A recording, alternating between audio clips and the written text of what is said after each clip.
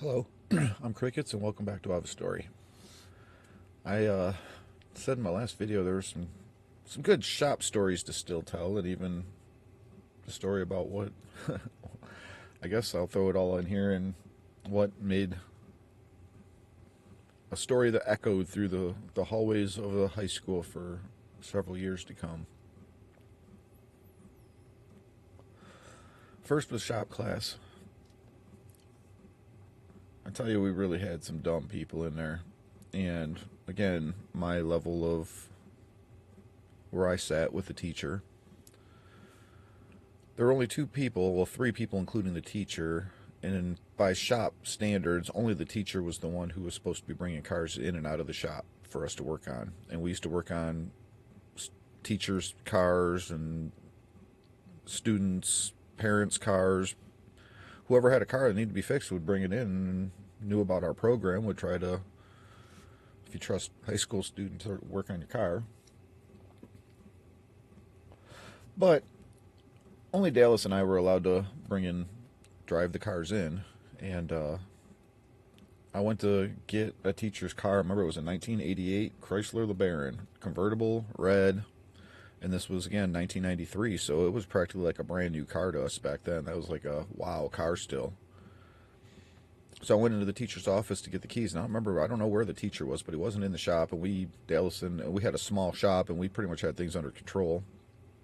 And except for instance like this, one of the absolute morons of the shop decided he was going to race me into the office and get the keys for the next car that we were to bring in, and he was going to bring the car in. And he ran outside, and I'm in the office looking for the keys, and Dallas, where's the keys? And we're looking for the keys, and the next thing we know, the car we're supposed to be working on is pulling in, and he's behind the wheel. We try opening up the doors, and they're locked, and he's laughing, and we're like, no! And he's like, you guys aren't stopping me. Well, I guess we'll go in front of the alignment rack was ramps that went up, and then it went onto a rack, and then the rack went up. But you had to drive up. I mean, God, it was probably a good 2 feet up to get drive up the ramps to get onto the actual platform. And Dallas and I, we each, if he's doing this, we better both guide him on. We can't stop him. Doors are locked. He's doing it anyways. What do we do? What do we do? There's no teacher around. So Dallas gets on one side of the ramp, I get on the other, and we're guiding him on. The next thing we know, as he gets up to the ramp itself, the engine just revs and whines, and basically Dallas and I dropped at just the right time for the car to go over us and straight into the alignment computer into the wall. This is no joke. Teacher's convertible LeBaron.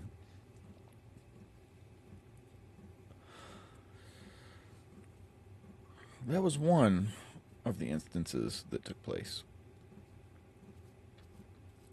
I had also talked about having that 78 Trans Am. And then it was funny, I don't know, another LeBaron.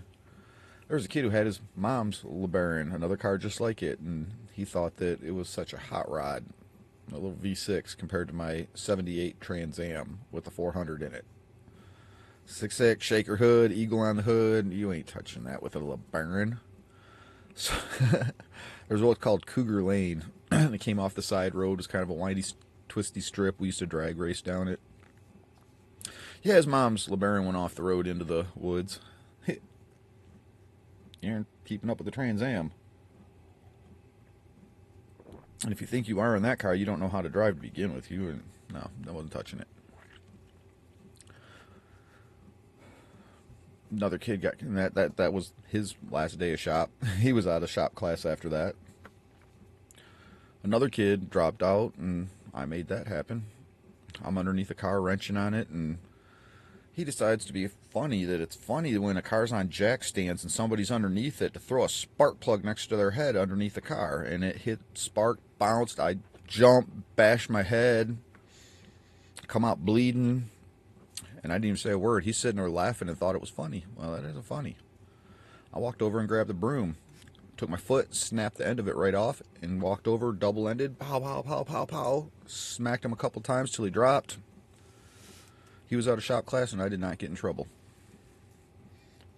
I did not put up with that's just absolute unsafe, ignorant, just you don't belong in shop class, and then I'm going to come out bleeding and you're going to laugh. No, no, no, no, no, no, no, no. I'm pissed. I said I was a really good guy. I cared. I made people laugh, but there's lines you just don't cross. He crossed it. He was out of shop. These are reasons why we ended up with next to nobody in shop class. There was only a handful to begin with. We're in a school that's built around money, and money isn't built around blue-collared workers. It's built around business, and shop workers and shop students were treated like they were the scum of the school. Nobody cared about us. And even though there were plenty of that was the uneducated, I guess will be a good term, department of people, of students to be in was shop class, but there were also brilliant people like Dallas, like myself, that were in it because we had the heart. We wanted to do it. We had the intelligence. In high school, my career, what I wanted to do back then was be an automotive engineer.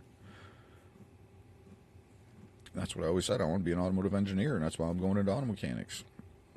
I want to custom build and design this stuff.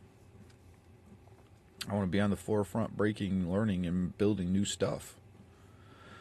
It's probably a good thing because our automotive industry, I don't know that I could have ever survived in it being what it actually is and what I would want it. I'm for the people, not against the corporate greed that's holding it back. It's undeniably holding our automobile industry back. You seriously stop and look at stuff, people. When have we really had, like fuel mileage? When is our fuel mileage really, yeah, we got some cars that can get amazing fuel mileage, but as a standard whole, 22 miles per gallon is still where we're hovering. When so many independent people have built cars that can far surpass that. And the fact that a lot of what automotive engineering is today is punching stuff into a computer and a computer telling you how to do your job. I can't go for that either. We're supposed to work hand in hand and use the two correspondingly, not computer just takes over. I'm not for making the cheapest, most dirt cheap garbage product I can, and I'm against all that stuff. Me being me and not being able to conform to those restraints, I don't know that I'd ever lived. Survived, could have made it through that industry. So, good thing I didn't go down that route. Now we'll go on to the stories that rang through a high school. I'm not sure how much of all that I did rang through a high school. What was actually my home school, where I went my sophomore year, which was Northview, I saw a lot of trends at that school. One of which, it's just me acting out. I was painting my pinky nails. I'd paint one black and one blue. Next thing I know, a bunch of guys are coming to school with their fingernails painted all different colors. Chain wallet.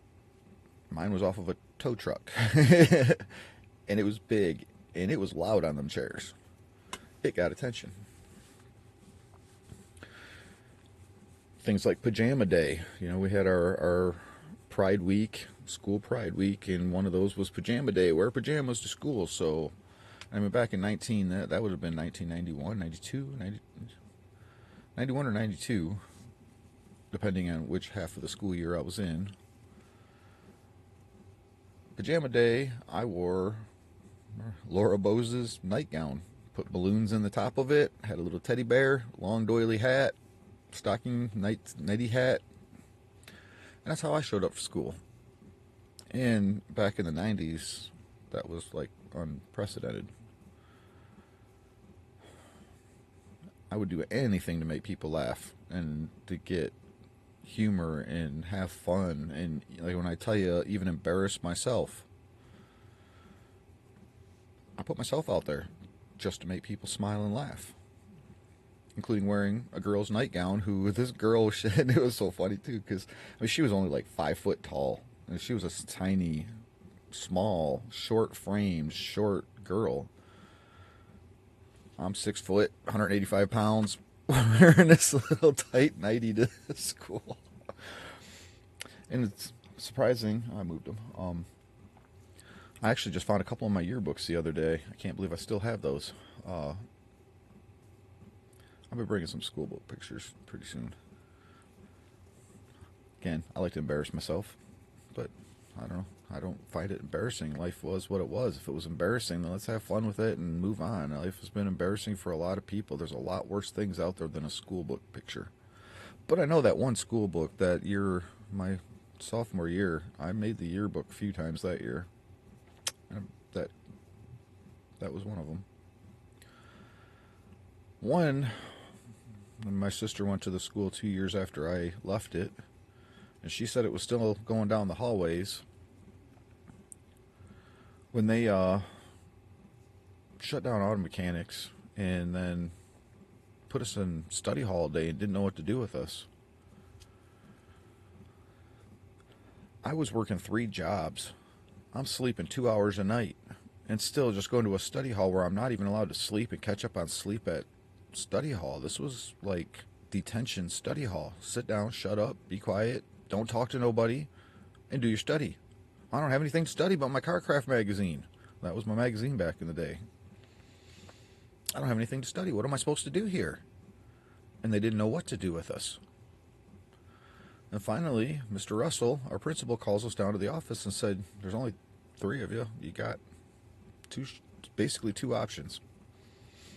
You can come back for 2 more years. This year it's too late. We don't know. We can't get you your credit hours in time for you to get this year accounted for.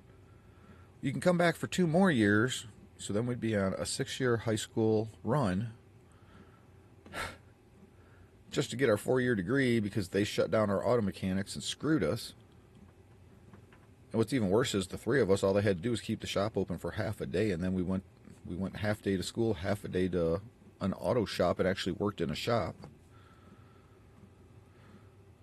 But that wasn't all their fault because they had thought they had a deal worked out that fell through, so I get it. But at the same time, that's detrimental to our life.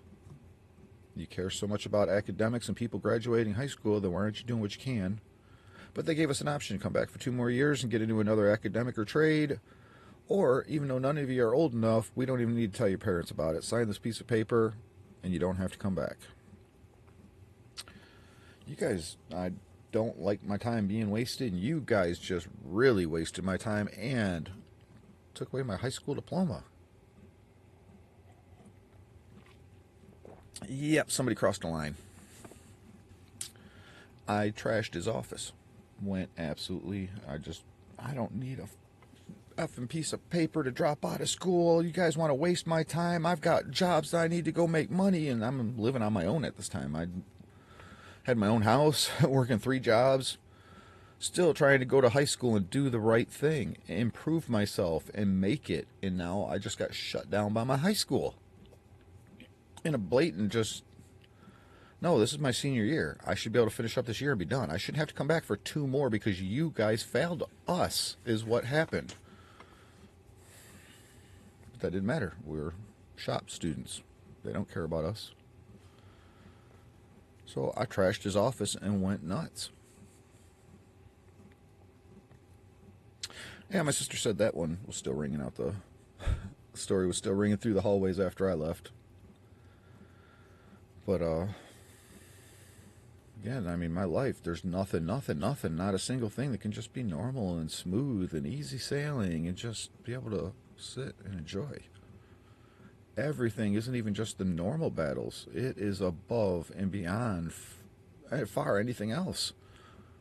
Even to levels of just unbelievable absurdity. But this is all provable. It's all documented. Again, it's all in the high school records all the way through. You can find this stuff. It's not hidden in Fort Knox. But this has been my life.